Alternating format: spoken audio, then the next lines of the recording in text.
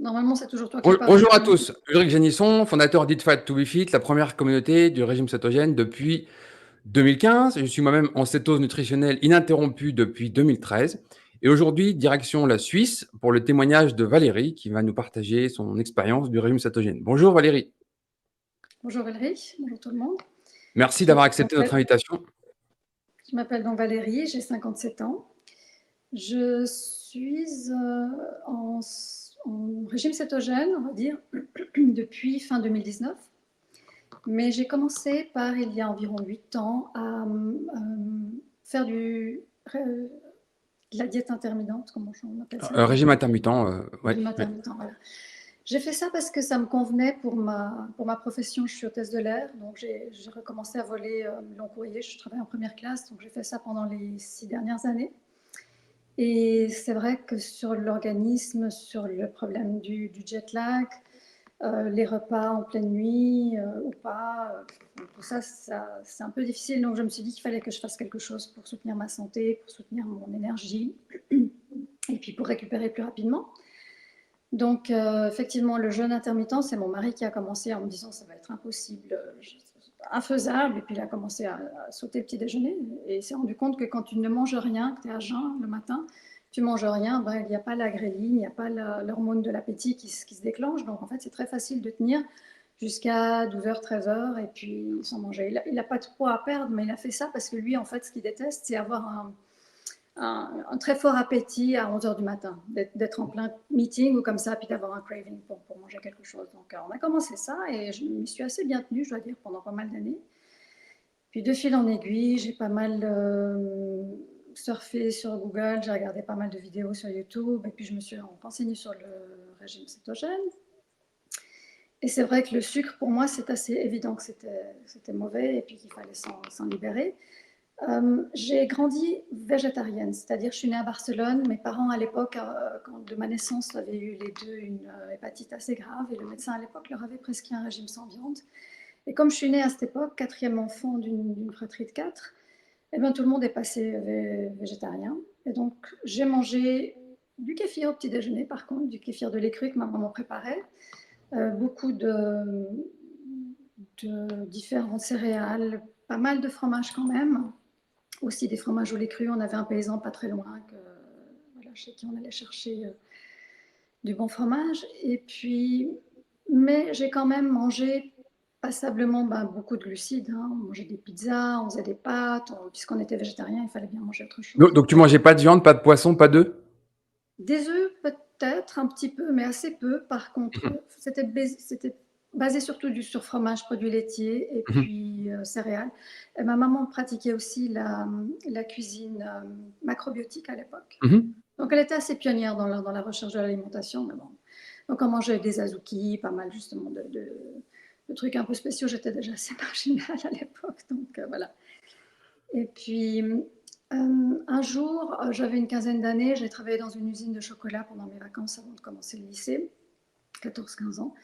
Et je me suis en fait alimentée de chocolat, on va dire, pratiquement toute la journée. J'étais à la chaîne, il y avait les chocolats qui passaient sous mon nez. Je mangeais facilement 1 petit kilo de chocolat par jour, sans avoir aucune notion de ce que ça pouvait engendrer ou quoi que ce soit. Mais bon, peut-être que plus tard, j'ai eu quelques soucis où j'avais ben, les hormones qui ont changé. J'ai pris un peu du poids à 15 ans. Voilà. Avant, je faisais de la gym artistique, j'étais vraiment très fine, très musclée. Et puis, ouais. Donc, j'ai commencé les régimes. 15-16 ans, justement le fameux régime Hollywood, régime d'ananas, puis des régimes des monodiètes où je mangeais que des pommes pendant un certain temps, que du raisin pendant un certain temps, que des céréales pendant un certain temps. C'était un jour un type de céréales, sur une semaine, 7 types de céréales différents. Et voilà, j'ai fait tout ça, j'ai fait quelques errances. J'ai toujours plus ou moins maintenu mon poids, on va dire, jamais été obèse, jamais été grosse. J'ai peut-être eu des fluctuations, j'ai toujours eu mes règles quand même. Et finalement, à 26 ans de grossesse, enfin 26-27 ans de grossesse, tout ça s'est bien passé. J'ai peut-être pris 20 kilos. Je les ai plus ou moins reperdus après parce que j'ai toujours fait du sport pendant toutes mes activités, toute ma vie. En fait, j'ai fait un petit peu de sport. Voilà. Mhm. Mais j'avais remarqué un truc, c'est que pendant mes examens de lycée, j'avais aussi une petite tendance boulimique et anorexique à cette époque-là. Et donc, quand je jeûnais le matin, je partais au lycée à jeun, mais j'étais en super forme à jeun. Et voilà, le fait de ne pas avoir mangé, probablement c'est parce que j'étais en cétose, j'avais l'esprit très clair, donc pour les examens c'était parfait. Puis, et je me suis souvenue de ça plus tard quand même, d'où le jeûne intermittent. Ensuite, qu'est-ce que je peux dire? J'en étais où? C'est intéressant déjà, on va parler rapidement des monodiètes, parce que les monodiètes, les gens ne comprennent pas ce que c'est. La monodiète, en fait, c'est en gros, vous mangez jusqu'à vous dégoûter d'un aliment, pour faire simple. Parce que vous n'êtes pas capable de manger 2500 kilocalories d'ananas ou 2500 kilocalories de pommes de terre ou C'est jusqu'à 2500 saigner de calories la de langue, chocolat. littéralement, hein. C'est tellement Voilà. assis sur la langue, Et donc, cette, donc, pour faire simple, en fait, c'est on donne aux gens un aliment dont ils vont se dégoûter. Alors, pour essayer de mimer une forme de satiété, mais pour faire simple, c'est un régime hypocalorique. Vous êtes en déficit Mmh. énergétique. Mmh. Donc, que ça soit un régime équilibré, entre guillemets, avec plein de choses en hypocalories ou une monodiète, ça revient au même, en fait. Donc, on a essayé, il y a eu plein de modes, hein, le régime pomme de terre. Il y a même eu en keto qui a été lancé la monodiète d'œufs. C'est pas facile à faire et au final, on se retrouve à la même chose. Il y a eu un régime 36 œufs par jour. Mmh. Il y en a qui ont réussi à le faire, mais c'est à se dégoûter des œufs, quoi. C'est stupide. Bah, moi, typiquement, pour moi, c'est stupide. Mais l'idée, c'est de faire un régime hypocalorique en vous dégoûtant d'un aliment, pour faire simple. Toutes les monodiètes sont basées sur ça. Et je rappelle une chose essentielle, c'est qu'on ne peut pas perdre de poids, c'est impossible, biologiquement parlant, sans être en cétose. C'est impossible. Toutes les formes d'alimentation ou de jeûne qui vous font perdre du poids vous font passer forcément en cétose. Partant de là, on est un brûleur de gras ou on est un brûleur de sucre. C'est 2 modes de combustion différents. Si on est un brûleur de gras et qu'on est en cétose et qu'on perd du poids, il y a pas de problème, il y a pas de perte d'énergie, et cetera. Quand on fait un régime ananas pour perdre du poids, on est dans full carb, on est dans du sucre à fond. Donc on n'est pas un brûleur de gras, on est un brûleur de sucre. Mais comme on va en manger qu'une fois par jour ou 2 à se dégoûter, eh ben, on va avoir une phase de 3, 4 heures par jour. On va être en phase de déstockage. On va faire des corps cétoniques. On va commencer à brûler de la graisse. Mais on est un mauvais brûleur de gras. C'est pour ça que les régimes riches en glucides sont très mauvais pour perdre du gras, puisque vous mangez beaucoup de glucides et vous demandez à votre corps d'être bon pour brûler du gras. Ça n'a pas de sens. Et c'est pour ça que le régime cétogène marche aussi bien pour perdre du poids, c'est parce qu'on devient un brûleur de gras et il ne fait aucune différence entre le gras de notre assiette et le gras de notre graisse corporelle. Voilà, c'est ça Mmh. toute la Et qu'on différence. met l'accent sur les vrais nutriments. En plus, bien sûr, il y a On nourrit véritablement son corps, bien contrairement sûr, à que ce soit au niveau des protéines pour éviter le catabolisme musculaire, donc la fonte musculaire, ou que ce soit tous mmh. les micronutriments. Je rappelle juste qu'il y a énormément de sciences sur le régime cétogène en tant que tel, juste pour la perte de poids. Il est incomparable avec toutes les autres approches, que ce soit même la chirurgie bariatrique. Donc, c'est un régime cétogène bien formulé est aujourd'hui la meilleure approche au monde scientifiquement documentée pour perdre du poids. Toutes les autres formes fonctionnent plus ou moins. Si on arrête de manger et qu'on jeûne, on perd du poids. On va réduire son métabolisme de base, puis après, on va reprendre tous ces kilos quand on va manger. Mais momentanément, on a perdu du poids. Mais à quel prix? Masse musculaire qui va y passer, et cetera. Donc ton parcours est intéressant parce qu'on voit quand même une approche, végétarienne, on voit quelques monodiètes, on voit quelques problèmes quand même un peu avec l'alimentation. Après tu arrives dans le monde professionnel et tu as clairement un métier très particulier parce que moi, la chronobiologie est au centre de mes recherches et quelqu'un qui travaille dans des avions, que ça soit un pilote ou personnel de bord, est totalement chamboulé au niveau chronobiologie et tu arrives un peu, sur l'alimentation vraiment, avec ça, avec le jeûne intermittent. Donc comment ça se passe quand tu découvres le jeûne intermittent et que tu le mets en place, déjà pour ton travail? Comment ça se passe au niveau des jet lag? Comment tu t'organises? C'est intéressant de mixer les 2 parce que je parle souvent des hôtesses de l'air. J'ai pas encore interviewé d'hôtesse de l'air. Là, tu vas pouvoir nous donner ton sentiment. Ouais. Alors j'ai effectivement été hôtesse de l'air déjà dans les années 80 chez Swissair pendant 6 ans. Donc là, c'était un peu d'Europe, un peu de long courrier, et puis je mangeais de manière totalement aléatoire. On mange quand on a faim, en gros, voilà. Et là, j'ai repris en 2016, et donc c'est une autre compagnie entre-temps, hein, Swiss International. Et effectivement, je fais que du long courrier, donc c'est vrai que des fois on décolle à 22h30, 22h40 pour un vol de nuit qui va durer une douzaine d'heures. On arrive dans un pays où l'heure locale, il y a 7 heures de différence, donc c'est un peu compliqué. Moi, j'essayais de me tenir un petit peu à l'heure suisse quand même pour mon alimentation, dans la mesure où c'est presque plus simple, vu qu'on restait, bon, à l'époque, on restait jusqu'à 17 jours à l'étranger, hein, on était en Asie pendant 17 jours, voilà. Tandis que là, maintenant, les conditions de travail ont pas mal changé, on dort 1 à 2 nuits à l'étranger, que ce soit San Francisco, Shanghai, comme ça, 24, 48 heures, donc on n'a pas trop le temps de s'habituer à l'horaire local, donc voilà. Maintenant, pour moi, c'était problématique dans la mesure où sur place, et comme pour moi, la viande, c'était un peu quelque chose que je touchais rarement. Je mangeais de temps en temps de la viande en famille depuis que je connais mon mari, il y a bientôt 40 ans quand même. Mais, je mangeais un petit peu de viande, mais c'était certainement pas mon alimentation principale. Donc, je me rabattais sur les carottes, sur les céleris, sur ce genre de trucs. Alors, manger des quantités hallucinantes aussi. Donc, je pense que j'ai un peu bousillé mon système digestif avec ça, parce que voilà, il y a tous les antinutriments qui sont contenus là-dedans également. Mhm. Donc, tu Alors, arrives 2019 sur le régime cétogène. Donc, en étant au test, tu arrives sur le régime cétogène en oui, 2019. Voilà. tout à Donc, pour fait. l'instant, c'est un simple cétogène normal avec des légumes. Simple cétogène normal avec des légumes. Et puis bon, travaillant en première classe, j'ai quand même accès à toutes sortes d'ingrédients. Mhm. C'est assez pratique pour moi. Je pouvais vraiment me nourrir. Voilà, si je voulais manger une salade d'épinards frais, je mangeais des salades d'épinards frais, j'ajoutais des œufs, du fromage, tout ce que je voulais. Je pouvais vraiment me débrouiller comme ça, on va dire. C'est assez Mhm. idéal de ce point de vue-là. Mais bon, après, il fallait trouver l'horaire. Et le problème, souvent, moi, j'étais assez accro aux noix. Et souvent, voilà, en jeûnant une bonne partie de la journée, puis ensuite en montant dans l'avion, en faisant un service qui va durer 3, 4 heures, suivant comment, à jeun, on va dire, pour savoir à manger aux autres, et avec un certain stress. Alors moi, je commençais à manger des noix, mais en grande quantité. Je me rabattais sur les cashews, les machins, toutes les petites noix salées, J'imagine tous les salé, voilà. apéritifs entre, Parce que voilà. la version non salée est différente. Et je dis à tout le monde, hein, quand on voit la densité énergétique dans 100 grammes de noix, c'est énorme. Hein, beaucoup d'énergie, 600, 650 kilocalories. Et il y a une grande différence au niveau de la satisfaction entre une version salée et une version non salée. Neutre, Et nature, ouais. typiquement, on se rend compte que c'est cette sel qu'on a besoin d'abord. Parce Mhm. que on a la même satisfaction avec un morceau de bacon salé, quoi. Un morceau de Mhm. bacon grillé ou un morceau de viande séchée salée. On a la même satisfaction qu'avec des noix.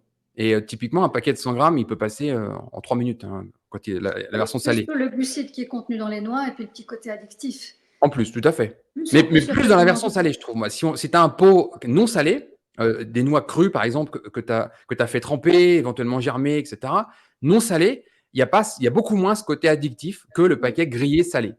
Voilà. Que tout ce à soit fait. des amandes, que ce soit des cajous, de macadamia, pécan, noix de Grenoble, c'est pareil.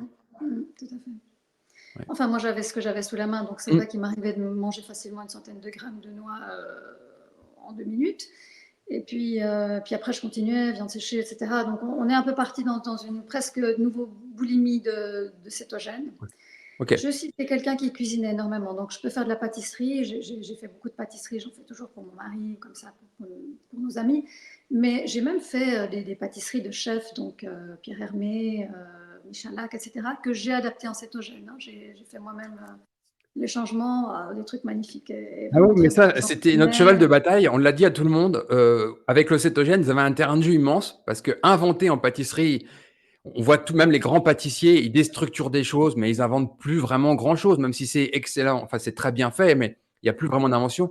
Alors que repasser toutes ces recettes-là en keto, je me rappelle, tu sais, Nelly, elle a ouvert un blog de cuisine en 2012 et finalement, je l'ai presque brisé dans son élan, puisque moi, j'arrive en 2013 avec mon régime cétogène. En gros, il fallait repartir à zéro. Donc, elle a publié des recettes avec beaucoup de sucre en s'inspirant justement de Michalak, d'Hermé, etc. Elle a fait des stages chez eux, Conticini, Valrhona, etc. Elle a fait des formations chez eux parce que c'est là qu'il faut apprendre l'origine de la pâtisserie. Mais notre cheval de bataille, ça a été apprivoiser les nouveaux ingrédients cétogènes et inventer. Typiquement, tu sais, dans Bonjour Keto, notre dernier livre, il y a les 100 pages du milieu. C'est 100 pages pour se familiariser avec les ingrédients cétogènes pour que les gens ils puissent inventer chez eux. Et c'est là que c'est génial quand on aime cuisiner parce que on se dit, bah, tiens, je voudrais bien faire ça. Comment je peux le passer en cétogène avec quel ingrédient? C'est tout le côté fun de cette approche. Ouais.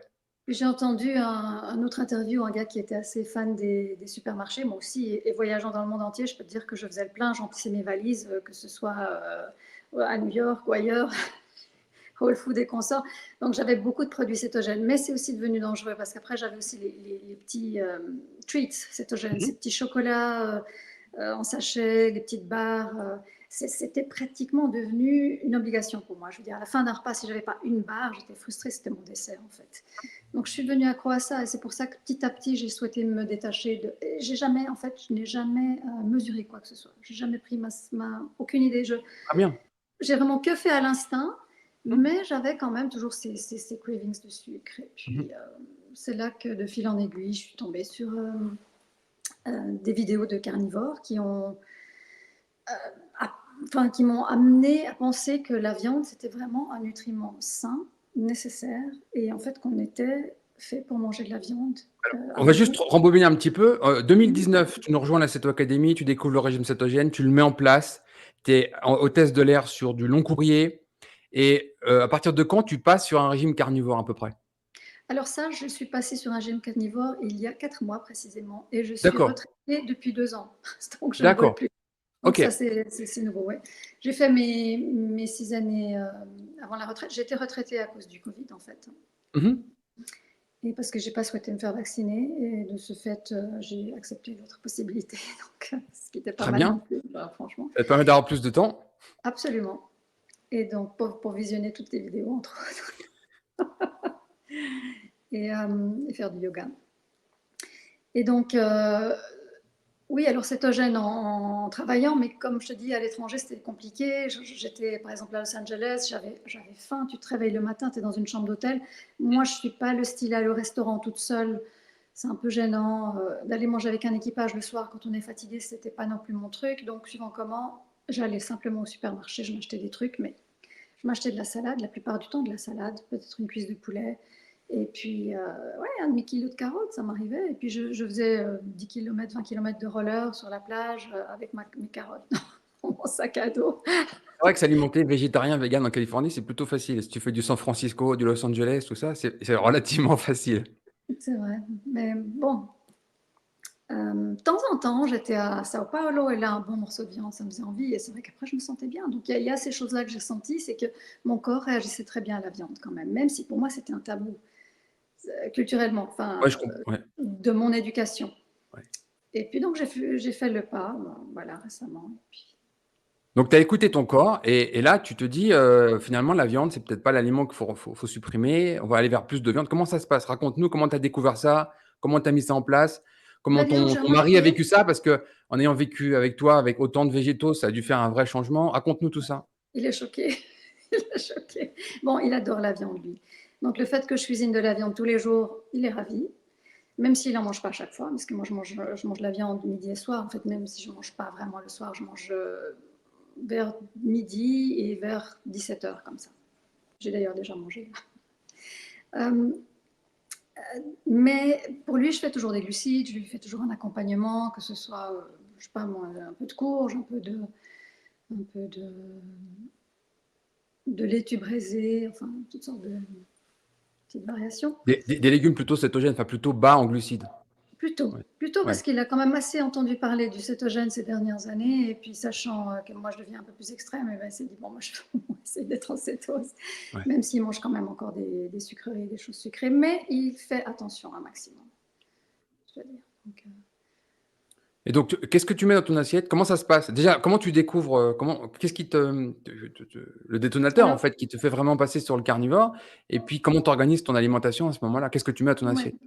J'ai découvert les vidéos du docteur Anthony Chaffee, je ne sais pas si tu connais, Mmh. Ah, bien sûr. Mmh. et aussi Kelly Hogan, naturellement. Et bon, je me suis un peu nourrie de tout ça. Et puis, petit à petit, bon, j'ai commencé avec les burger patties, parce que c'est quand même ce qui est le plus facile à mettre en place quand on est un ex-végétarien. Ça ressemble pas vraiment à de la viande, et puis Mmh. ça n'a pas trop le goût de viande. Enfin, voilà, ça passe plus ou moins. J'imagine pas saignant, donc bien cuit?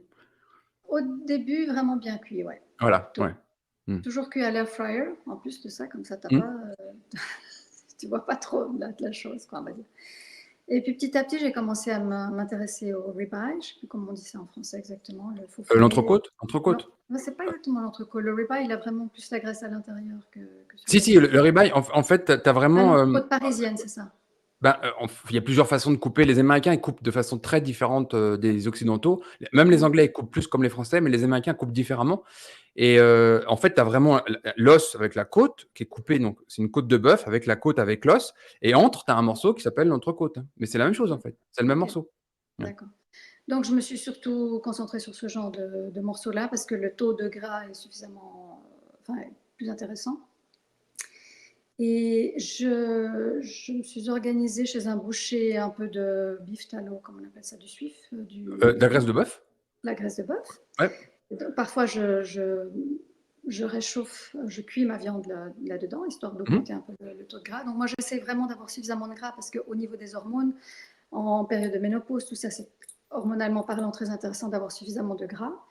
Et ce qui fait que du coup, moi, j'ai eu assez peu de symptômes, déjà grâce à la cétose nutritionnelle, j'ai eu assez peu de symptômes de ménopause. Euh, Avec mon travail, ça s'accentue un petit peu, on va dire, hein, d'être toujours en décalage horaire, manque de sommeil. Et très souvent, je dormais 2 heures par nuit, 2, 3 heures maximum. J'arrivais finalement à la maison, atterrissage 6 heures, je suis à 7 heures, 7h30 chez moi. Et puis là, vers 8 heures, j'allais me coucher pour 2 heures. Mais je dormais 5 heures par jour, on va dire, c'est pas énorme. Hein. Donc, pouvoir réparer un peu tout ça par l'alimentation, ça aide un petit peu.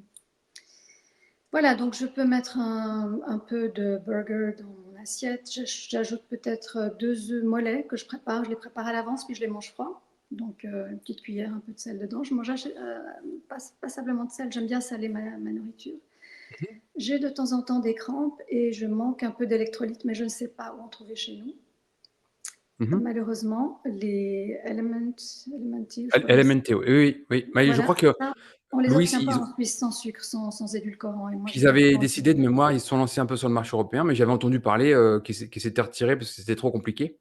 Ça devient compliqué en Europe maintenant avec les douanes, les taxes et tout ça. Pour les entreprises qui ne sont pas basées directement en Europe, il y en a beaucoup qui se retirent. Donc, il y a des choses qui sont difficiles à obtenir. Avoir ne serait-ce que des électrolytes propres pour faire du sport, sans sucre, sans tout un tas de ça. vitamines qui servent à rien, c'est-à-dire principalement du sodium, du potassium, magnésium, calcium éventuellement, c'est difficile. Bah, j'avais dans les vidéos interviewé Alvaro, le fondateur d'Olifat, qui fait des petits sachets spéciaux d'alimentation pour les gens qui sont en keto. C'est principalement des beurres de noix que tu emmènes en sachet, mais il s'est lancé aussi dans les électrolytes. Donc, ils vendent des sachets juste d'électrolytes qui sont bien dosés. Tu peux les avoir en France, je pense qu'ils livrent en Suisse. Ok, est-ce que tu pourras mettre le lien parce que Oui, j'ai pas oui, vu. ben, sinon dans les vidéos, tu vas voir Alvaro Olifat. C'était Ok, le ouais, portrait keto, tout début, je sais plus, 7, 8, 9, dans les premières vidéos. d'accord. Moi, j'ai commencé par la fin, donc encore tout vu. Ouais, Alvaro, c'est le fondateur de cette marque, qui est venu à Boulder d'ailleurs. Je l'ai rencontré physiquement il y a quelques mois. D'accord. Voilà. Et donc, par contre, les collagènes, ça, les peptides de la boîte bleue Hum, de Vital iWork, Protein, ouais. ça, je l'obtiens en Suisse, sans D'accord. problème. Moi, je les ai commandés. Et Ça, maintenant, au début, il y avait des saisies en douane. Maintenant, d'après ce que j'ai compris, Vital Protein sont implantés en France. hmm, Donc, ils ont une vraie structure juridique et tout ça. Donc, ça doit certainement passer par un autre canal ah, que peut-être. directement par les États-Unis, à Yerb ou je ne sais pas quelle entreprise. Hmm. Et où il y a eu Mais moi, des. j'ai même commandé de la lulose, des choses comme ça à l'époque. Hein, donc, Oui, oui, mais il y a eu des saisies. Hein. Moi, je les ai vues. ok. On a des milliers de membres. Il y a un paquet de gens qui m'ont dit ah ouais, mais moi, j'ai commandé ça. Je me le suis fait saisir en douane. Ils n'ont pas voulu me livrer. En Belgique, c'est pareil. Il y a eu en Belgique des problèmes avec la whey, de mémoire. Euh, Au moment où Vital faisait encore de la whey, ils n'en font plus maintenant. Et en Suisse, il y a des problèmes avec le collagène. D'accord. Saisie en douane, non livré. C'était il y a 4-5 ans hein, ou 6 ans maintenant. Hmm, Maintenant, je pense que ça a dû changer depuis que Vital est implanté en France. hmm, Les transports sont plus les mêmes. d'accord. Voilà. Donc voilà, sans ça, je prends. Ouais, je peux aussi faire des œufs au plat avec du bacon. Mhm. Euh, ouais. De temps en temps, je me fais des ailes de poulet. C'est aussi assez gras. Ça nous arrive de faire des spare ribs sur le grill. Tu Toutes fais un peu sortes de de. viande mijotée aussi, des morceaux plus Ça riches en m'arrive de faire collagène. une épaule Ouais. d'agneau. Voilà. Je fais par contre mon bouillon de bœuf maison. Mhm. Et j'en prends tous les 2 jours environ, un pot de Tu en bouillon. fais en grande quantité, puis après tu le mets en pot ou tu le Euh, congèles. Ouais. Tout à Ok. fait. D'accord. J'ai aussi trouvé un paysan pas très loin de chez moi qui fait du lait cru. On peut aller se servir directement, pratiquement sur le pied de la Super. table. Et là, j'ai essayé de faire mes yogourts, mais évidemment, on doit les cuire, les yogourts, donc ça n'a pas de sens. Donc, j'ai dû bouillir mon lait pour faire du yogourt, parce qu'apparemment, ce n'est pas les bons enzymes. Enfin, tu dois te séparer de certains enzymes pour pouvoir fabriquer du yogourt. Ah, tu as un livre, je te le mettrai en commentaire, qui est vraiment fantastique. qui a été écrit par un Canadien. Et moi, j'ai toujours trouvé ça rigolo parce qu'on peut dire qu'en France, bon, on n'est pas les champions du monde sur tout, mais quand même, les fromages, c'était un peu notre spécialité. Et ce livre, il aurait dû être écrit par un Français, par un fromager français, etc. Mais non, c'est un Canadien qui a écrit un excellent livre sur comment faire tous ces fromages. Alors, quand je dis ces fromages, c'est faire son beurre, faire sa crème fraîche, faire ses yaourts, faire tous ces fromages, etc., à partir d'un kéfir. Donc, tu as Ah, du lait, d'un tu fais kéfir, du ouais. kéfir, et à partir de ça, tu fais tout. Oui, le Et kéfir, tu peux le je vais faire en remettre cru. le lien en dessous de la vidéo, je vais te l'envoyer par mail. Ce livre, il est génial, il a été traduit en plein de langues. On a été visiter une ferme expérimentale qui a été fondée par la famille Vanderbilt à la fin du 19e siècle dans le Vermont. Donc, ils font un cheddar extraordinaire, un cheddar au lait cru. Et dans leur boutique à l'entrée, ce livre-là, il est mis partout comme la référence. En fait, c'est une référence mondiale, ce livre, maintenant, dans toutes les langues. Mhm. Donc avec ça, tu vas apprendre à tout faire chez toi, quoi. Je vais remettre la référence dans la vidéo. Faut juste encore que j'obtienne des grains de kéfir de lait parce que ça, Oui, j'ai plus. ça se trouve relativement quand même maintenant. J'avais mis une adresse sur le site, tu sais, j'avais fait un guide sur comment faire son kéfir de lait avec Gilbert en France, qu'on avait fait des cultures et qu'on vendait. D'ailleurs, c'est toujours ces grains. Moi, depuis que je fais du kéfir, c'est toujours les mêmes grains que j'utilise. Je les ai emmenés aux États-Unis dans ma valise avec avec ma mère de kombucha Kombucha. dans un thermos, voilà, dans la valise, hein, en soute, Ouais. c'est passé. Et on peut les garder longtemps, les faire proliférer, etc. Donc, soit il y a Oui, quelqu'un autour de chez toi. Tu as des groupes aussi sur les réseaux sociaux, ouais, échange de on grains. organise. Voilà, les gens, ils demandent de payer juste le port pour te le faire envoyer. Puis voilà. Mm. Tout à fait. Par contre, effectivement, le kombucha, j'en fais depuis des années, une quinzaine d'années en tout cas, et j'ai donc changé ma recette depuis que j'ai vu votre recette sur le site. Je l'ai rendue cétogène, j'utilise le sucre de riz, enfin le sirop de riz, Ouais. et Je je fais te des conseille pots. aussi, moi maintenant, depuis que je suis aux États-Unis, je le fais avec du sirop d'érable pour la Oui, deuxième fermentation. Et du j'ai coup, entendu ça ça. donne un petit goût supplémentaire qui est vraiment excellent. Il y a plein de solutions pour en faire des différents, mais l'idée que j'avais développée, enfin, c'est pas moi qui l'ai inventé, mais que je l'ai publié dans ce guide, c'était surtout pour pouvoir faire du kombucha facilement, que ça prenne le moins de temps possible, qu'il y ait le moins de risque de contamination possible, etc. Et finalement, dans le vinaigrier, comme je l'ai proposé, ça prend maximum 5 minutes par semaine, quoi. Mhm. Moi, je le fais dans un grand pot transparent, mais Mhm. aussi en roulement comme ça. Et j'en fais donc là 1 litre tous les 3 jours. J'en bois assez peu parce qu'il y a quand même pas mal de glucides, mais par contre, mon mari il est bien content. Et c'est vrai Mhm. que moi, j'ajoute de l'eau gazeuse dedans. Donc, je mets ça dans une coupe de champagne et c'est vraiment mon apéritif, même à l'extérieur ou comme ça, c'est quand même très sympa d'avoir l'équivalent Bien sûr. de champagne. Le goût y est, l'aspect, tout ça. Et je les aromatise. Alors, chaque semaine, mes bouteilles, j'ai 2, 3 bouteilles en permanence. Alors, sauge, romarin, gingembre, yuzu, tout y passe. Et vraiment, c'est sympa parce que ça C'est aromatise. génial, mais moi, c'est encore un terrain de jeu immense. Moi, j'ai donné juste les bases pour que les gens puissent se lancer. Et moi, par exemple, ici, depuis que je suis aux États-Unis, je fais de la root beer. Tu sais, c'est de Ah, la racinette. C'est très mhm. connu aux États-Unis et au Canada. C'est un mélange d'herbes. C'est assez corsé, assez puissant. Donc, ça se fait sur la deuxième fermentation. Non, et là, tu as quelque chose de très spécial, quoi. Faut aimer. D'accord. Ok, j'en ai entendu. Ouais. Oui, et puis sans ça, qu'est-ce que je pourrais dire? De temps en temps, j'ai découvert un truc aussi, c'est les chicharrones. Je ne sais pas comment on dit ça Oui, oui, ici. bien sûr. Les couennes de porc frits. Coin de porc soufflé. Alors ça, c'est une petite treat Ça se aussi. trouve beaucoup naturellement en Espagne, Portugal. Tu les trouves quasiment même dans les stations-service, t'en as. Mais par contre, j'en ai trouvé des propres. C'est-à-dire C'est pas facile. celle de l'Himalaya et vinaigre, c'est tout. Parce que la Oui. plupart des autres, il y a 6 ou 7 Les épiques, ingrédients. j'imagine. Euh, La marque Epic aux États-Unis. Aucune idée. Je les ai commandés sur iHerb. J'en ai Ouais, c'est un directement paquet commandé beige 500 grammes. Donc avec un deux trois traits roses dessus. c'est En possible. fait, t'en as quatre, t'en as trois qui sont au poivre, épices, citron vert, puis il y a les natures. Et le gros avantage de cela, c'est qu'elles sont cuites avec directement la graisse de porc. Il n'y a aucune forme de graisse qui est ajoutée. Exactement. Et ça ressemble à presque des gâteaux apéritifs. C'est très aéré, c'est croquant. Oui, Voilà. c'est sympa. Ça fait une petite variété de temps en temps quand on a besoin Mm. d'un goût différent. Et voilà, j'ai commandé un immense carton pour quelques, quelques emballages. Non, c'est sympa. Donc C'est voilà. très bien pour l'apéritif en carnivore ou en keto, c'est très bien. Ouais. Tout à fait. Et puis sans ça, ben, toutes mes réserves, bon, j'avais quand même pas mal d'ingrédients cétogènes, donc je m'en suis pas mal débarrassée parce que ça ne se garde pas toujours éternellement non plus. Je ne sais pas combien de temps je vais rester en carnivore strict, mais Mhm. je pense petit à petit, peut-être dans un an, ou je ne sais pas, peut-être rajouter quelques verdures, quelques quelques petits légumes verts, mais je ressens plus le besoin du tout d'aller dans la pâtisserie, d'aller dans le pain. J'en ai fait aussi beaucoup de pain. Je les mettais au congélateur, je faisais même des croque-monsieur avec, enfin plein de choses. Mais c'est un parcours tout à fait. Enfin, pour moi, c'est un parcours normal. Ça a été le mien aussi. J'ai commencé en régime cétogène en 2013. Au bout de 5-6 ans, j'ai commencé à vraiment évacuer de plus en plus de végétaux. Et puis, bah, on arrive sur un régime carnivore. Alors, moi, il n'est pas exclusif. Je ne suis pas 365 jours en carnivore exclusif. De temps en temps, quand j'ai des végétaux qui sont sur la table au restaurant, bah, je les mange, il n'y a pas de problème. Je développe des recettes aussi avec des végétaux. Donc, du coup, je les goûte, je les mange. Mais maintenant, il y a beaucoup de choses que j'ai développées qui sont à 95% carnivores. Ce n'est pas parce qu'il va y avoir 2 grammes de vanille dedans ou je ne sais pas quoi que ça va sortir. Il ne faut pas non plus, pour moi, tomber dans une religion. Sauf si, bien sûr, on a un objectif thérapeutique très précis. Tiens, un de mes premiers articles sur le régime cétogène carnivore, c'était 2015, avec un témoignage d'une personne qui luttait contre un cancer cérébral avec un régime carnivore très, très rigoureux, beaucoup de cervelle, etc. C'était un peu sérieux. Hein. Maintenant, on peut passer par des étapes où on passe sur un régime carnivore pour un mieux-être, par exemple intestinal. Il y a beaucoup de gens qui ont des problèmes intestinaux, ça va mieux quand ils sont sur un régime carnivore ou d'autres objectifs. Et puis quand ça va mieux, pourquoi pas de temps en temps ramener quelques végétaux qui vous feraient plaisir. C'est pas une religion en fait. Hein. Oui, moi c'était aussi un peu la raison, effectivement, le transit intestinal.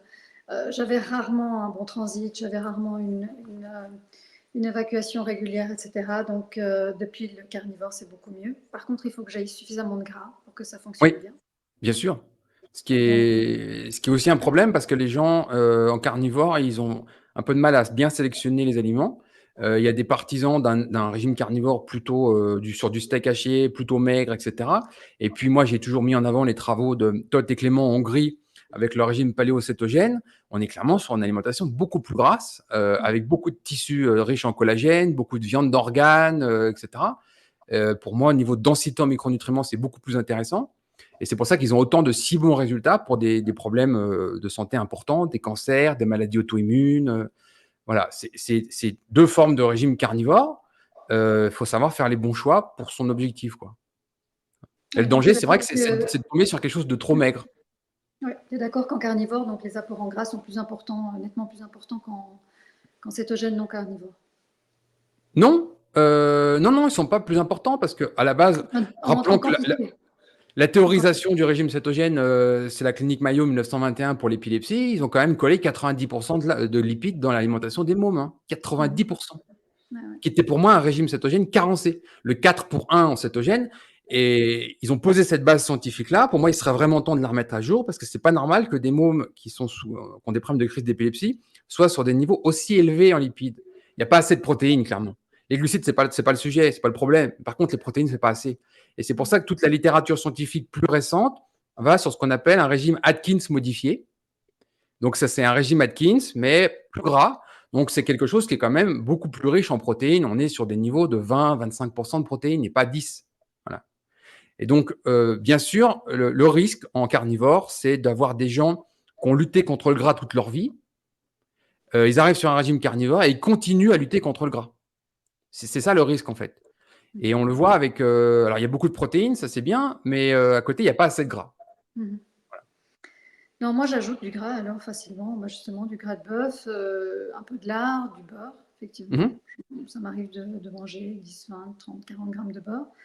Et voilà, avec en plus le bouillon de bœuf, qui est lui gras aussi. De temps en temps, je mange aussi du foie, du foie de veau. Voilà, peut-être une fois par semaine, je me fais 200 grammes divisé sur 2 plats, juste un peu C'est pour bien. apporter d'autres nutriments. Le Et ce que foie, je fais... c'est la véritable bombe à micronutriments. Alors, on n'est pas non plus censé en manger tous les jours. Il suffit de regarder la taille d'un foie sur une bête entière.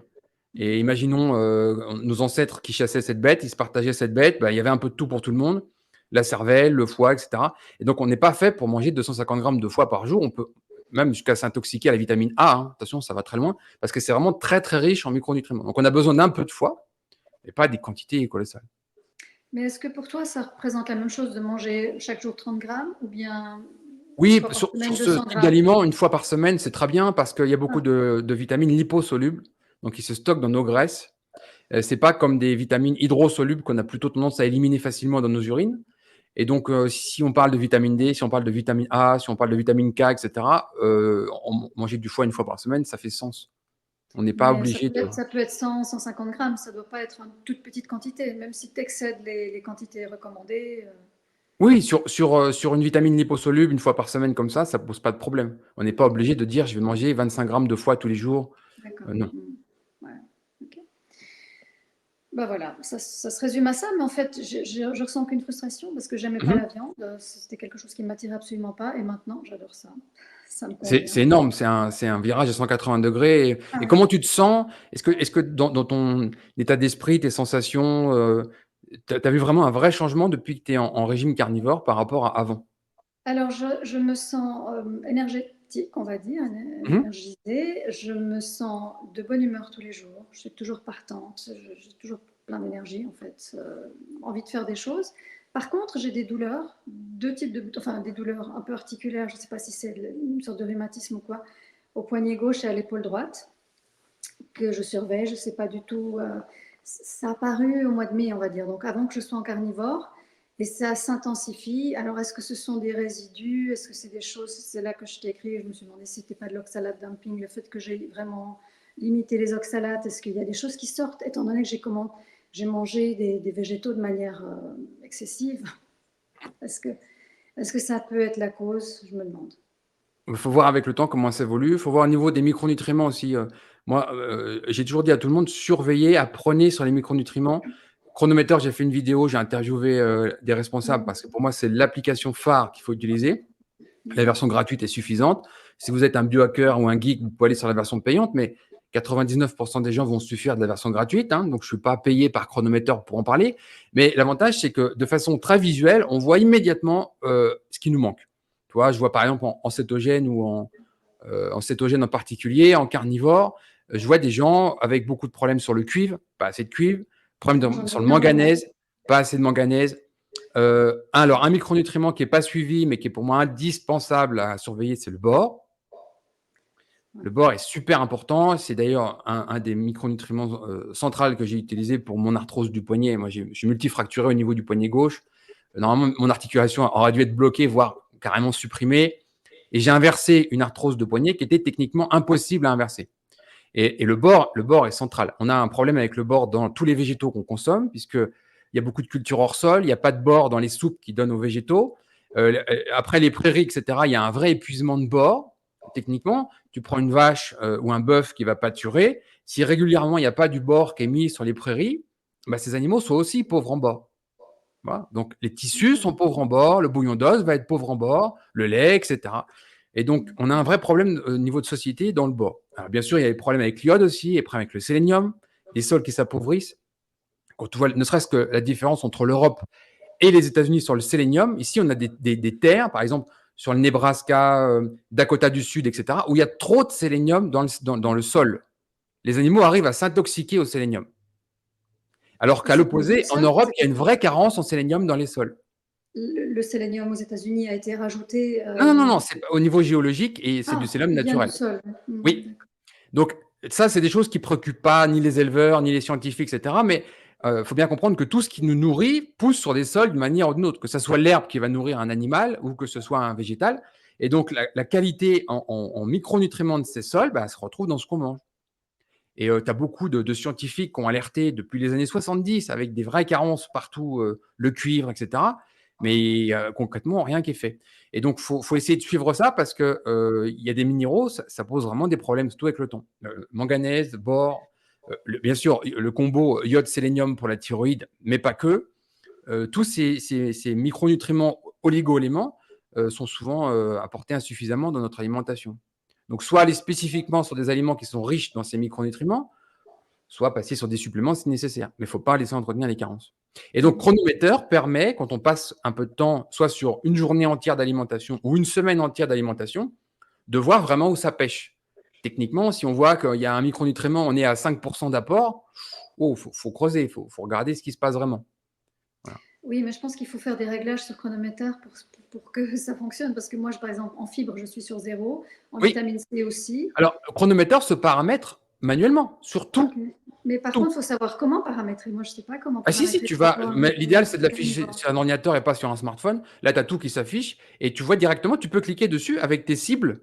Moi, j'ai des Oui, oui, cibles oui, personnalisées quasiment sur tous mes micronutriments. je vois. Et voilà. Je ne dis pas ça, je dis je ne sais pas comment le paramétrer, c'est-à-dire quelles devraient être les valeurs Ah oui, optimales par alors rapport. là, Je bah, suis à la pas base, ils se fondent sur les recommandations officielles, Mhm, qui sont, on va dire, pour faire simple, un ultra minimum, mhm. clairement. Tout est au minimum partout. Techniquement, c'était vraiment en dessous de ça, là, il y a vraiment un problème. Mais c'est clairement pas des cibles santé. Sur certains micronutriments, il faut les multiplier par 2, par 3 pour atteindre les niveaux adéquats. Par exemple, D'accord. juste la vitamine D, ils visent qu'on ait 20 nanogrammes dans le sang parce que c'est la norme. Et la norme santé, elle a 50 nanogrammes. Donc, les apports quotidiens pour atteindre ces 50 ne sont pas du tout les mêmes. Et ça marche sur tous les micronutriments. Est-ce qu'il y a quelque part un tableau qui Non, indiquerait quelles seraient les non, valeurs optimales pour un carnivore, pour un non, parce cétogène? que en fait, ça serait aujourd'hui, je dis bien une sorte d'interprétation. Moi, techniquement, toi, je suis capable de faire un article et de publier tous les niveaux optimaux pour la santé. Mais c'est quoi? C'est la vie d'Ulrich Génisson. C'est-à-dire que scientifiquement, la valeur, c'est zéro. Et puis, tu vas avoir, je sais pas, Mercola ou Sean Baker ou je sais pas qui va faire pareil. Mais la valeur scientifique, c'est zéro. C'est un avis. Et aujourd'hui, moi, je me bats contre l'avis des gens parce qu'il nous faut de la science, en fait. Et la science, alors elle existe, hein, faut aller la chercher micronutriment par micronutriment. On a des données qui nous disent que, par exemple, je vais donner un exemple juste sur le sélénium. La cible sélénium en Occident, Europe ou États-Unis, c'est 50. Et la cible santé, selon toute la littérature scientifique, c'est 150. Mais alors, il faut faire une sorte de mayonnaise de toute la littérature scientifique sur le sélénium pour arriver à 150. Mais officiellement, ce n'est pas une recommandation, hein, c'est qu'un conseil, c'est qu'un avis. Oui, Voilà. c'est Malheureusement, délicat on en est parce que là. tu ne peux pas t'approcher d'un médecin pour lui demander ces Non, informations. Il n'a aucune idée. Donc, à qui non. demander, c'est ça. C'est un Je peu suis d'accord, on est dans un peu l'errance dans le brouillard. Oui, tout à fait. Oui.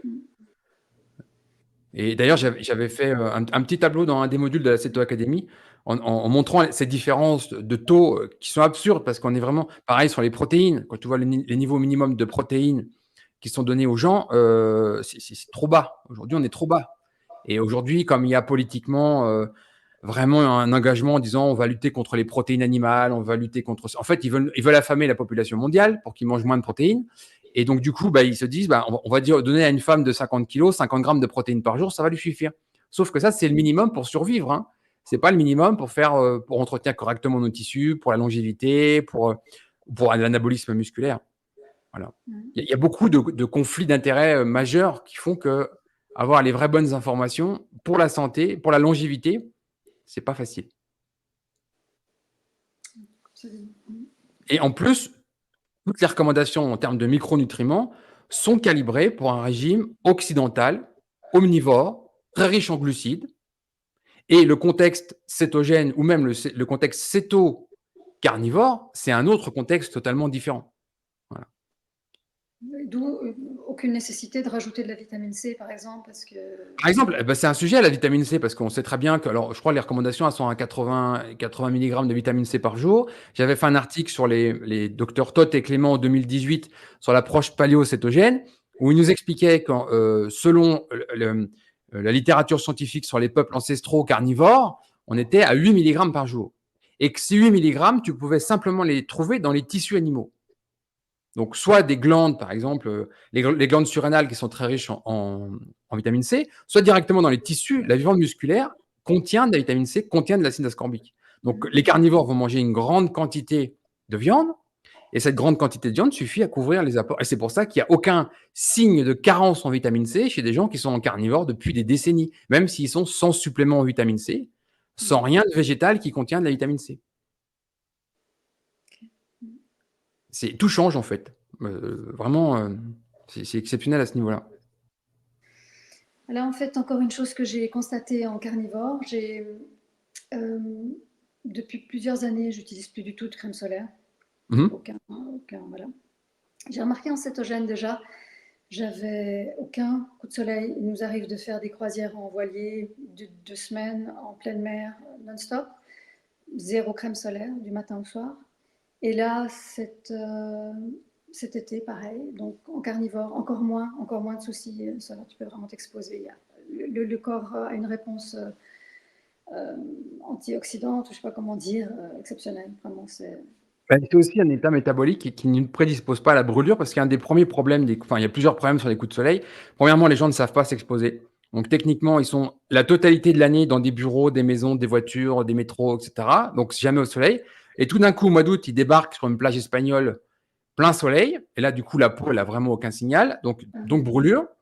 Deuxième problème, les lunettes de soleil, parce que la Oui, luminosité qui rentre dans l'œil, c'est un signal indispensable pour envoyer un signal au corps en disant attention soleil, il faut se préparer. je porte jamais de lunettes de soleil au soleil. Enfin, Voilà. je les porte en ville quand je suis pas au soleil, mais sans ça. Mais c'est un point essentiel. Les gens ne sont pas informés là-dessus parce qu'on les a tellement désinformés sur le soleil que c'est lunettes de soleil, crème solaire obligatoire. Alors qu'en fait, c'est exactement l'inverse. Et les deux vont ensemble. Lunettes de soleil, on le retire. Et crème solaire, on vient. Et ensuite, il y a un aspect nutritionnel parce que l'alimentation occidentale est riche en acides gras polyinsaturés qui s'oxydent extrêmement bien au soleil, qui vont brûler en fait, qui vont créer le coup de soleil. Alors que dès qu'on passe sur une graisse saturée, bon, on n'a plus de problème. Donc il y a un aspect mode de vie et il y a un aspect alimentaire. Et les deux combinés, on serait la seule espèce sur Terre qui serait incapable de s'exposer au soleil sans cramer. C'est un peu stupide, c'est qu'il y a un problème. Il y a quelque chose qu'on fait mal. Tout à fait. Tout à Voilà. fait. Donc Donc, ça aussi, la qualité de la peau, donc beaucoup moins de nécessité de se mettre de la crème parce que en fait la peau elle est nourrie de l'intérieur. Valable aussi pour le visage. Je veux dire, une femme elle met de la crème de jour le jour, de la crème de nuit la nuit. Moi je le fais aussi, mais franchement si j'oublie 2 3 jours de suite, ça me pose aucun problème. J'ai pas la peau qui tire. Voilà, c'est plus une nécessité absolue. oui, Mm. l'hydratation de la peau et tous les problèmes de peau en général, que ce soit un psoriasis, un eczéma, des peaux sèches, etc. Le problème, il vient de l'intérieur, pas de l'extérieur. Et quand on a essayé ce type d'alimentation et qu'on voit les bienfaits, on le comprend. Mais aujourd'hui, on entretient une population vers un mode de vie délétère, une nutrition délétère, et puis du coup, ça permet de vendre des crèmes qui coûtent très cher pour essayer de réparer ça de l'extérieur. Mm. Alors, un point qui m'intéresse vraiment, que je voudrais aborder avec toi, c'est la chronobiologie. Parce que ça fait longtemps que je dis que négliger la chronobiologie, c'est passer à côté de tous les problèmes, de toute origine des problèmes. Aujourd'hui, on a des gens qui passent énormément de temps sur leur smartphone, qui regardent leur télé, leurs ordinateurs jusqu'à minuit, 1 heure, 2 heures du matin. J'ai parlé des hôtesses de l'air, j'ai parlé du Danemark, qui a été le premier pays au monde à reconnaître le cancer du sein pour les hôtesses de l'air danoises comme maladie professionnelle. J'ai appris récemment que le personnel hospitalier qui travaillait de nuit en France, le personnel féminin, le cancer du sein était aussi reconnu comme maladie professionnelle. Donc, on voit immédiatement le lien entre la chronobiologie, plein de problèmes de santé, mais particulièrement le cancer du sein chez la femme. Donc, est-ce que toi, en tant que professionnel personnel de vol, vous avez été sensibilisé, informé sur l'impact de la chronobiologie sur votre santé? Absolument pas. Est-ce que vous avez une formation pour vous expliquer comment organiser votre sommeil? Est-ce que vous avez eu des suppléments de mélatonine qui ont été distribués, des choses comme ça? Non, il y a certaines personnes effectivement qui consomment de la mélatonine parmi le personnel navigant. Moi, j'ai jamais souhaité le faire parce que je voulais rester un petit peu en contact avec mon corps et je voulais pas intervenir. Mais j'ai entendu que tu penses beaucoup de bien de la mélatonine et je pense que j'agirais peut-être différemment aujourd'hui. Mais par contre, il y a l'aspect chronobiologie et il y a l'aspect rayon, hein. Les rayons qu'on se ramasse là-haut, c'est puissant. Et puis aussi en fonction de la proximité avec le pôle, je crois, en fonction des différents. Alors ça, par contre, c'est très surveillé à bord des avions. Ils chronomètrent exactement la durée de temps qu'on passe à telle proximité du pôle. Et en fonction de ça, nos plans de vol peuvent évoluer, changer, parce qu'il y a des limites à ne pas dépasser. Donc, ils mesurent et ils managent les radiations, Oui. mais rien sur la chronobiologie. Disons qu'il y a ce qu'ils appellent les euh, comment dire, tes plans de vol. Si tu fais l'Asie, tu peux pas faire l'Amérique en même temps. Enfin, il y a un certain nombre de choses. À l'époque, dans les années 80, on m'avait une fois fait un plan de vol erroné. J'avais fait 2 fois Anchorage, Tokyo en un mois, plus de New York et de Chicago dans le même mois. Je crois que j'avais quelque chose comme 120 heures de décalage horaire en un mois. Et ça, c'était une erreur de planification. Je ne savais plus quel était le jour et la nuit. Je n'avais plus d'idée. J'étais à Anchorage avec le soleil de minuit. Donc, à 3 heures du matin, je me réveille, je n'avais aucune idée. Est-ce qu'on est le jour ou la nuit? j'ai dû appeler la réception pour demander, parce que dehors il faisait jour, il y avait des voitures, et les téléphones, c'était pas des Apple phones à l'époque, une montre Ça se normale. mettait pas à jour tout seul. Ouais. Aucune information, est-ce qu'on est le jour ou la nuit? J'étais totalement déphasée. Mais ça, effectivement, normalement, c'est des choses qui sont contrôlées. Que tu n'ailles pas dans l'excès dans ce domaine-là, mais sans ça, non.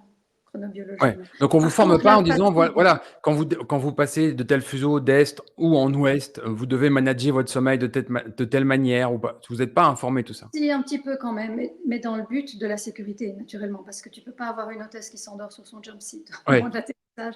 Donc, c'est par rapport à être alerte, par rapport à être présent et fonctionner en cas d'urgence, quoi que ce soit. On doit être vraiment absolument opérationnel. Donc, c'est vrai qu'on doit être à notre top au moment Ouais. crucial de l'atterrissage après 12 heures de vol de nuit.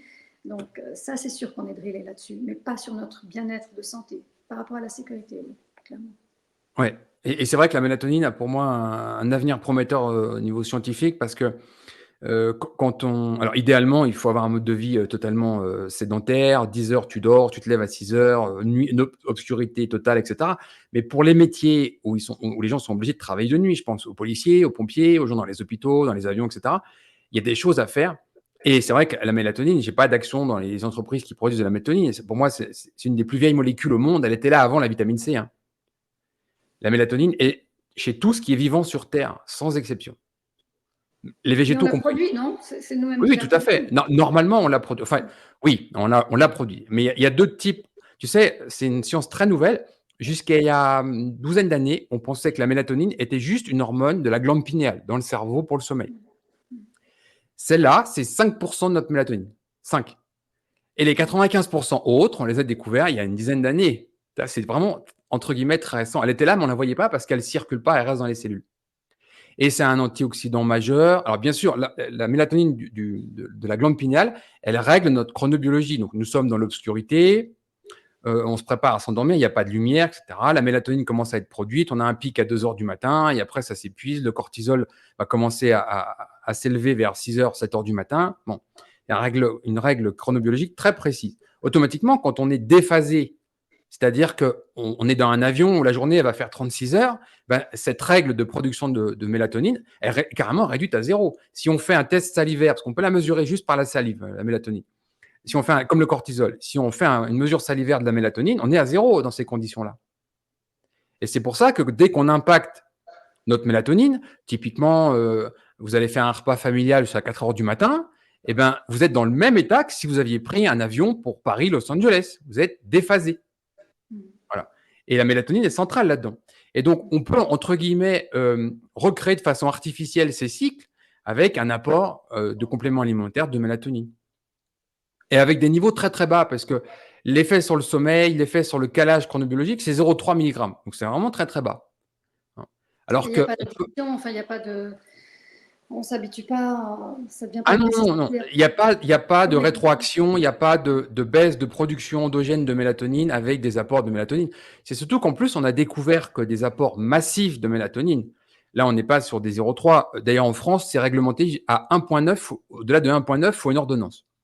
Ici, aux États-Unis, ils te les vendent en vrac par kilo. Là, c'est deux pays différents.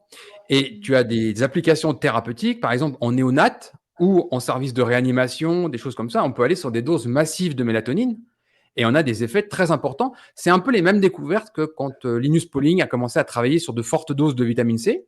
Et il y a 70 ans, ben là, il se passe la même chose avec la mélatonine. C'est quelque chose de très nouveau. Et pour les gens qui travaillent de nuit, postés, etc., commencer à considérer ça, c'est pour moi intelligent parce que la mélatonine est centrale sur les maladies neurodégénératives, la mélatonine est centrale sur le cancer, la mélatonine est au cœur de beaucoup de choses, vraiment. Et, quand on néglige son sommeil, qu'on a un mauvais sommeil, une mauvaise production endogène de mélatonine, on peut atteindre zéro de production par la glande pinéale, zéro, vraiment. En particulier chez les enfants, parce que le cristallin de l'œil est encore plus transparent. Et alors, les enfants qui seraient exposés à une tablette jusqu'à 23h30 le soir, on va être tranquille. À 2h du matin, mélatonine, zéro. Et on a une cascade de problèmes derrière avec ça. Donc, ce n'est pas à négliger. Il faut apprendre à domestiquer notre environnement et pas nous faire domestiquer par notre environnement. Voilà. Donc, il y a encore du chemin à faire sur l'aspect chronobiologique, sur le personnel de bord dans les avions, parce que c'est pour moi un sujet important. Absolument. Donc, quels sont les bienfaits que tu pourrais faire comme bilan de, on va dire, tes 4 ans de régime cétogène et après 6 mois en régime carnivore? Qu'est-ce que tu pourrais évoquer, que ce soit digestion, éventuellement si tu avais des migraines avant, meilleur sommeil, J'ai jamais qu'est-ce que vraiment tu as eu de comme bilan? migraine. Mon sommeil, j'y travaille, on va dire. J'essaie, bon, je suis très sensible à la lumière du jour, donc en été, quand le soleil se lève vers 5h30 ou comme ça, je mets tout de suite un masque pour pouvoir dormir encore. Je travaille à mon sommeil, j'essaye aussi d'utiliser ces Les lunettes. Ouais, lunettes orange le soir. ouais. Voilà. Je m'endors assez facilement, j'ai des fois une petite phase d'éveil, et après je me rendors, donc je dors facilement mes 8 heures par nuit, là maintenant depuis 2 ans, ce que je trouve déjà pas mal. J'ai pas de bague pour mesurer mon sommeil, mais je sais, enfin, je sais que c'est quelque chose qui est très très important. Donc la peau va mieux, les cheveux aussi, la santé des cheveux, l'état général, le mental, l'énergie. Maintenant, je m'intéresse un peu à Wim Hof, donc bon, déjà à la mise au sol, hein, là, ça Oui. fait maintenant 2 semaines que je fais ça tous les matins. Je vais marcher pieds nus dans l'herbe, dans la neige, en l'occurrence, maintenant. On avait quand même 20-30 cm de neige ce week-end, donc c'est impressionnant parce que la semelle du pied, c'est une chose, mais quand tu as la neige qui recouvre jusqu'au-dessus du pied, ça fait déjà une autre sensation. Mais c'est très agréable et c'est vivifiant, c'est quelque chose que je recommande. J'ai organisé mon saut à eau glacée, donc je vais faire des immersions dès que ça arrive. Je l'ai commandé, il faut que ça arrive, et puis après je vais me mettre là-dedans. Je pense que ça peut aussi aider par rapport à l'inflammation, mais bon, c'est quelque chose qui me motive bien. Les Donc deux oui, sont liés sur le cortisol, par exemple. C'est une des premières études que Aubert avait publiées, c'est la mise à la terre et la réduction des niveaux de cortisol. En fait, tu te retrouves, c'est le cortisol, c'est pas une production qui est linéaire toute la journée. Tu as un gros pic le matin, et après, ça baisse, ça s'épuise la nuit. Et c'est cette courbe-là, en fait, qu'il faut retrouver. Donc, quand tu as une approche métabolique pour retrouver une bonne santé, etc., généralement, on te fait faire 4 tests salivaires pour le cortisol, étalés sur la journée, pour dessiner cette courbe. Et on a vu que la mise à la terre impactait massivement les niveaux de cortisol. Alors, il y a des gens, ils ont besoin de plus ou moins. Il y en a, ils vont juste faire un tour une demi-heure par jour, les pieds dans l'herbe ou dans l'océan, enfin bon, ou ils ont du matériel à la maison mis à la terre.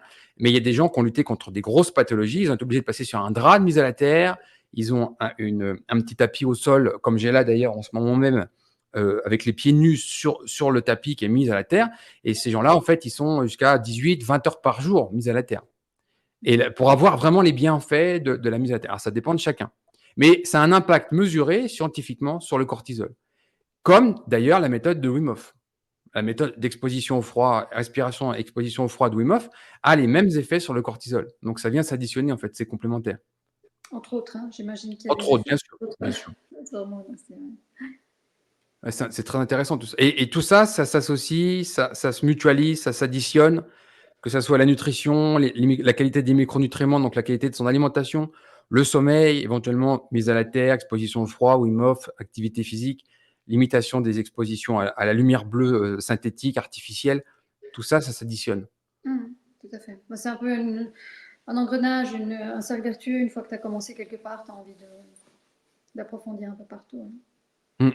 Par contre, effectivement, la chrononutrition, pour moi, socialement, c'est un peu compliqué parce que si je dis à mon mari, ah non, moi, je prends plus que mon petit déjeuner, éventuellement un lunch, et puis après, voilà, ça devient compliqué. Donc, il faut faire ses concessions, et puis Tout à fait. on L'important, trouve. c'est de savoir où est-ce qu'on va aller chercher le meilleur. Après, on peut avoir plein d'entraves. Techniquement, quand on a un travail qui nous empêche de faire quelque chose, quand on a des contraintes à laquelle on ne peut pas se soustraire, eh ben, on fait autrement. Je sais qu'en Europe, particulièrement en France, Belgique, tout ça, les gens sautent plus facilement le petit déjeuner, alors qu'aux États-Unis, ça ne va pas poser de problème de sauter le dîner. Leur breakfast, ils vont le prendre vraiment très copieusement. Ça va les arranger d'avoir un petit lunch et puis ils vont sauter le dîner. En France, c'est plus compliqué à faire. En France, Belgique, Suisse, Luxembourg, c'est différent.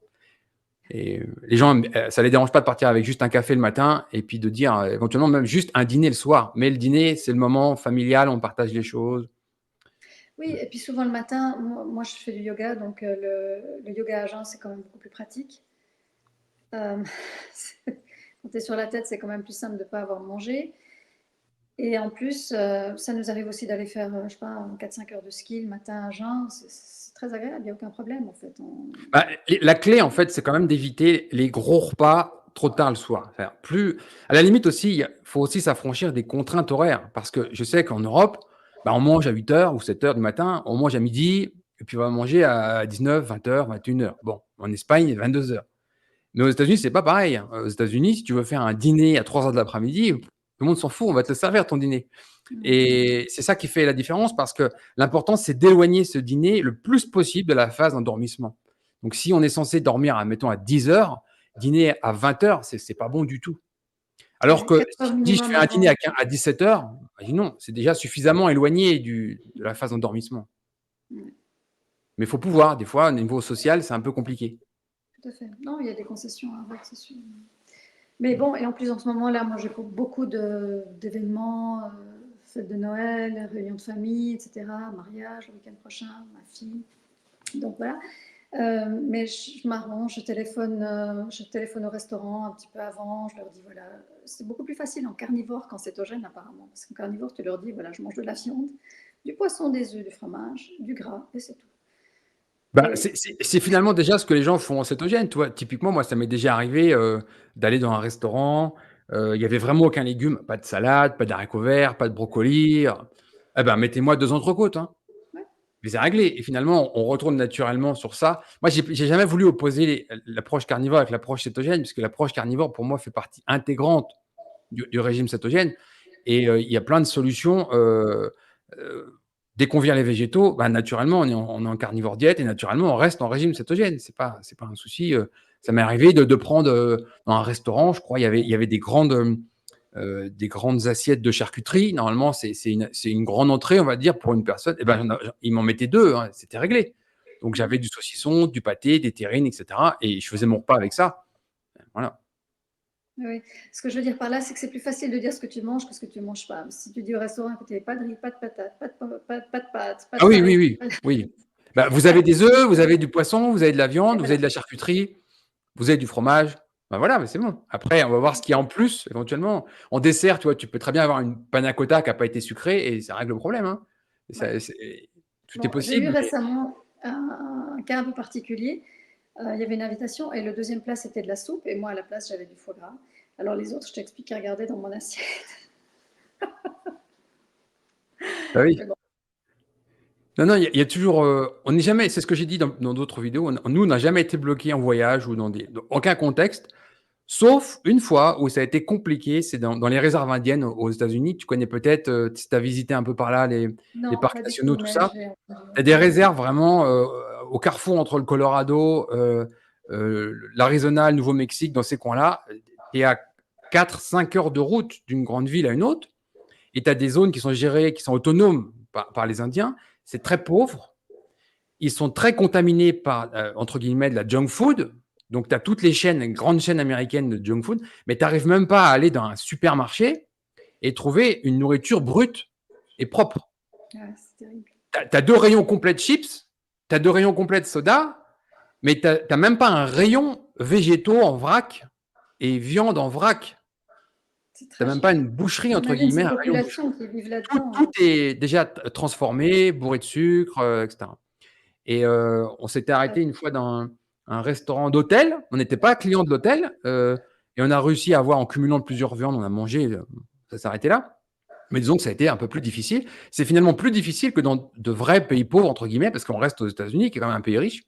Dans des vrais pays pauvres, où c'est qu'on a facilement du poisson, des œufs, où localement, ils arrivent, tu vois, on a été en Polynésie, dans des endroits où il n'y avait vraiment pas beaucoup d'argent. Bah, de toute façon, tu as au moins du poisson partout, quoi.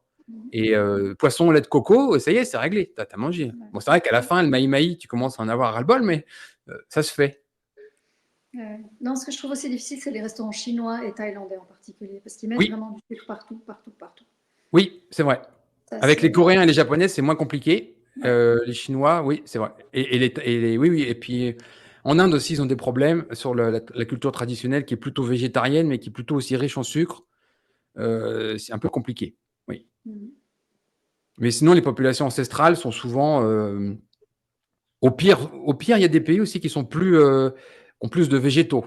Donc on va avoir des choses marinées, beaucoup de végétaux, moins de protéines animales, des choses comme ça, mais ça reste acceptable. On peut rester sur du cétogène avec ça. Mmh. Voilà. Et c'est vrai que toi, en tant qu'hôtesse, quand tu voyages dans beaucoup de pays, tu vois directement comment ça se passe, localement. J'ai interviewé Mathieu il y a pas très longtemps qui disait que lui, le pire endroit, c'était la Malaisie parce qu'aussi très contaminé par la junk food, occidentale. Il y avait quasiment plus d'accès à la nourriture ancestrale. Les forêts primaires avaient été rasées pour faire, pousser heu, de l'huile de palme et donc du coup, il avait du mal à se nourrir, entre guillemets «sainement» quoi. Voilà. Mmh. C'est l'Occident qui a contaminé un peu partout, malheureusement. Terrible, c'est tragique. Quand tu prends Mmh. ces populations originales, les aborigènes d'Australie, la manière dont ils s'alimentent, alors qu'à la base, c'est les hommes vrais. Enfin, je veux dire, ils Bah, les ont. Indiens, c'est pareil, à la base, ils chassaient du bison ici, ils géraient leurs troupeaux de bisons et puis au final, il y a un taux d'obésité dans la population indienne qui est énorme, diabète de type 2, amputation et cetera et ils ont été vraiment, vraiment les plus contaminés par la processed food américaine, catastrophique, quoi. Ils ont même plus, ils ont été complètement coupés de leurs racines ancestrales avec une nourriture ancestrale. Quand on va visiter ça, c'est un peu triste. C'est une population que j'ai toujours trouvé un peu c'est un peu triste ce qui se passe, oui. Bien sûr, plus la dépression qui va avec ce type d'alimentation. Et puis, ouais, Ouais. tragique. Voilà. Je vais te laisser le mot de la fin. Qu'est-ce que tu veux dire aux gens qui nous écoutent, le message que tu voudrais partager, ton expérience du régime cétogène, ce que tu as changé? Un message aux végétariens peut-être qui nous entendent et qui voudraient peut-être qui hésitent à considérer, au moins le régime cétogène, peut-être après le régime carnivore. Qu'est-ce que tu voudrais leur dire? Ben, qu'il n'y a aucun risque à essayer, de toute façon. Que notre corps, si on lui fait suffisamment confiance, il nous dit ce qui est bon pour nous, ce qui ne l'est pas, en fait. Il faut s'écouter. Et puis, bah oui, essayer quelques jours, quelques semaines, ça vaut la peine, clairement. Eh ben, je te remercie beaucoup pour ce précieux témoignage Avec et plaisir. puis, je te dis à bientôt. À bientôt.